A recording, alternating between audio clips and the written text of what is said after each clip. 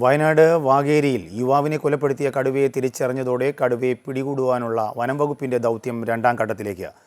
തിരച്ചിലിനായി ദൗത്യസംഘത്തോടൊപ്പം മുത്തങ്ങയിൽ നിന്നും കുങ്കിയാനകളും എത്തിച്ചേർന്നിട്ടുണ്ട്.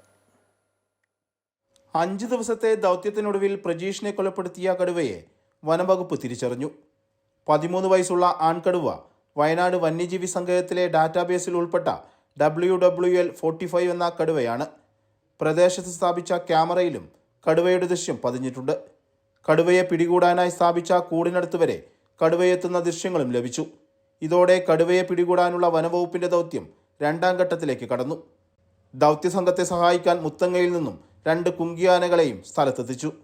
വിക്രം, ഭരത് എന്നീ ആനകളെയാണ് തിരച്ചിലിനായി എത്തിച്ചത്. കടുവയെ മയക്കുവെടിവെച്ച് പിടികൂടാനുള്ള ദൗത്യസംഘത്തോടൊപ്പം മുൻ വനവകുപ്പ് വെറ്റിനറി സർജൻ ഡോക്ടർ അരുൺ സക്രേയുമുണ്ട്. കടുവയെ ഇപ്പോൾ അകലമിട്ട് നിരീക്ഷിച്ചു വരികയാണെന്ന് വനംവകുപ്പ് അറിയിച്ചു. കടുവയെ തിരിച്ചറിഞ്ഞ സാഹചര്യത്തിൽ പ്രദേശവാസികളോട് ജാഗ്രത പാലിക്കണമെന്നും വനംവകുപ്പ് നിർദ്ദേശം നൽകി. കടുവ പ്രദേശം വിട്ടുപോകാത്ത സാഹചര്യത്തിൽ മൂടക്കൊല്ലിയിൽ ഏർപ്പെടുത്തിയ നിരോധനാജ്ഞ 19 വരെ നീട്ടി. അമൃത ന്യൂസ്, വയനാട്.